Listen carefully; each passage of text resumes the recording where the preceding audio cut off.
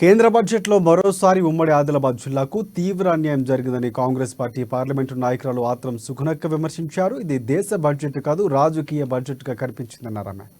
ఉట్నూరు మండల కేంద్రంలోని ఆమె క్యాంపు కార్యాలయంలో ఏర్పాటు చేసిన మీడియా సమావేశంలో సుగుణక్క మాట్లాడారు.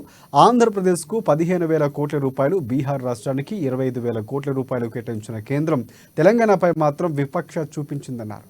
విద్యా వ్యవస్థ, గ్రామీణ అభివృద్ధి, పరిశ్రమలపై నీళ్లు చల్లిందని మండిపడ్డారు ఆమె. ఆదిలాబాద్ జిల్లా ప్రజలు రెండోసారి బీజేపీ ఎంపీని గెలిపించి ఇచ్చారని, తెలంగాణలో 8 మంది ఎంపీలు పార్లమెంటుకు పంపారన్నారు. కిషన్ రెడ్డి, బండి సంజయ్ ఇద్దరు కూడా కేంద్రంలో మంత్రులుగా ఉండి రాష్ట్రానికి అన్యాయం జరుగుతూ ఉంటే ఏం చేస్తున్నారని ప్రశ్నించారు. కేంద్ర బడ్జెట్లో ఉమ్మడి జిల్లాకు అన్యాయం జరిగిన స్థానిక ఎంపీ ప్రశ్నించకపోవడం ఏ విధంగా చూడాలన్నారు.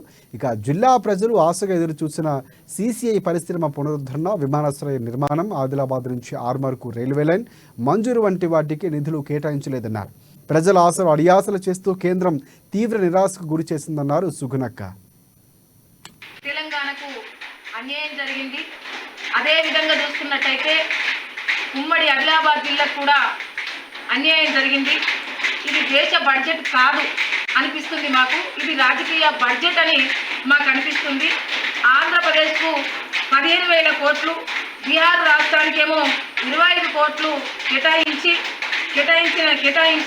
తెలంగాణను మర్చినటువంటి కేంద్రము,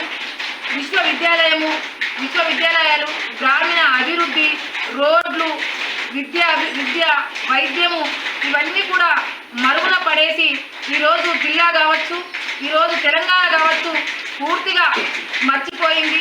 అటు కేంద్రంలో, తెలంగాణ రాష్ట్రంలో 8 ఎంపీ సీట్లు. అదే చూసుకున్నట్టయితే మా ఆదిలాబాద్ జిల్లా నుంచి మరి గతంలో ఎంపీ సీట్ని గెలిపించుకున్నాం, ఇప్పుడు కూడా ఎంపీ సీట్ని గెలిపించుకున్నారు ప్రజలు. మరి వీళ్ళు నోరు ఏమైంది? అక్కడ మనం ప్రశ్నించే గొంతుగా ఉండాలి.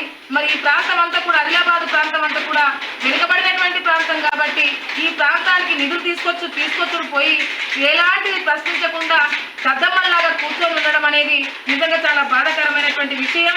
అదేవిధంగా చూసుకున్నట్టయితే మరి కిషన్ రెడ్డి, బండి సంజయ్ గారు తెలంగాణ వాసులు, ఇద్దరు మంత్రులుగా ఉండి కూడా మరి తెలంగాణ ప్రాంతానికి ఎలాంటి నిధులు కేటాయించకుండా ఈరోజు మాట్లాడకుండా, నోరు విప్పకుండా ఉన్నారంటే చాలా బాధాకరమైనటువంటి విషయం. ప్రజలు ఎందుకే ఎన్నుకున్నారా ఒకసారి ప్రజలు కూడా ఆలోచించవలసిన అవసరం ఉంది. తెలంగాణ ఊసు ఎత్తకుండా, ఈరోజు కేంద్రంలో తెలంగాణ ఊసు ఎత్తకుండా ఉండడం, తెలంగాణ చాలా ఇచ్చిపోయారు.